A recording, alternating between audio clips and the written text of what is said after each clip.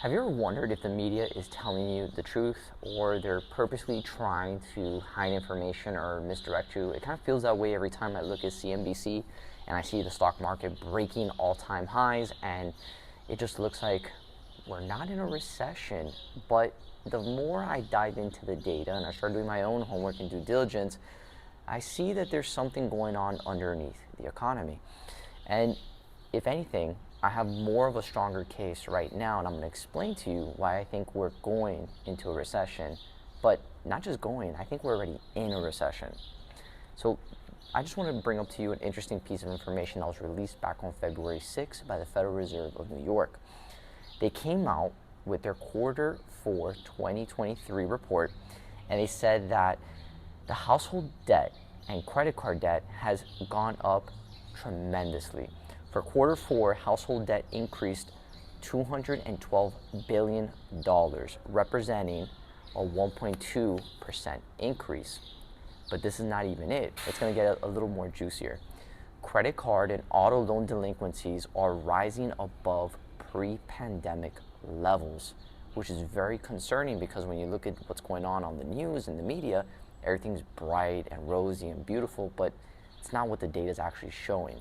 Another thing I want to cite from the report, the financial stress that's going on in the economy is happening directly to young people and those in the lower income bracket. One specific data I've been looking at is homeowners that are tapping into their equity because they're underwater on their bills.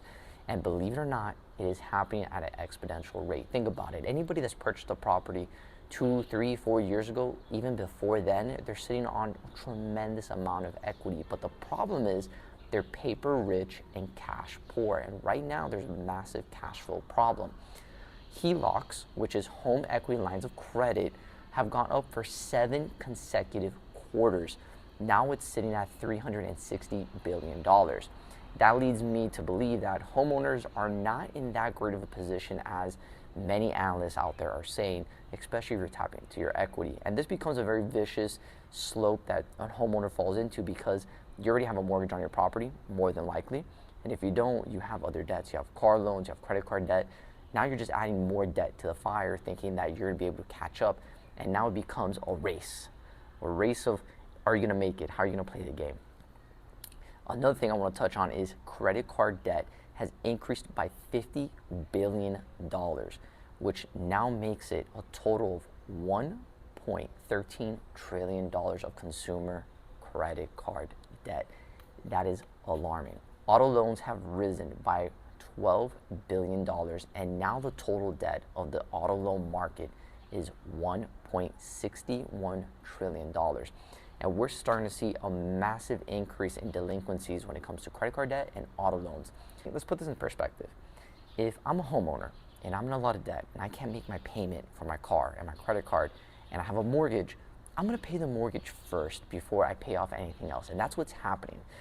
And what's even more interesting is how much the average car costs. I was looking at a few YouTube videos out there about how much people are paying in their auto loans, and roughly around $600. And if you have a truck, you're practically almost a millionaire because you're paying almost $1,000, if not more, between the car itself and insurance and all the other stuff that goes with the payments.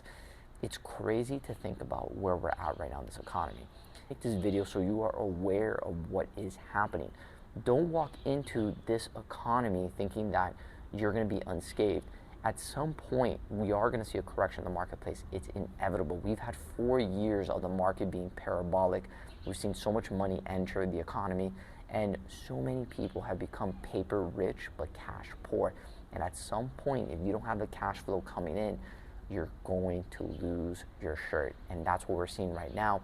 Don't be scared of what is happening around you. You may be feeling it, you may not be feeling it. And this video is meant to inform you and guide you so you're better prepared, because when there's a change in the market, that's the only thing I can guarantee. There will always be change. As much as you think right now that your situation is amazing or terrible, it could flip from one day to the next and you'll be on the up and up, or you'll be on the bottom. But at the end of the day, you always got to be aware and alert, and don't just follow blindly like everybody else is, just looking at information. Do your own due diligence. I'm actually going to put the link to this in the description so you can actually read the article that the Federal Reserve released and You be your own judge. Now, if you made it to the end of this video and you enjoyed this content and you found some value from this, do me a favor, subscribe. Let me know what you think in the comments down below. I want to engage and see what you guys think. And maybe you live in a certain part of the country or the world that's actually doing better or worse. I want to hear that, because right now there's a lot of mixed signals going on, and I'm curious to see what is happening underneath the surface. So have a good one.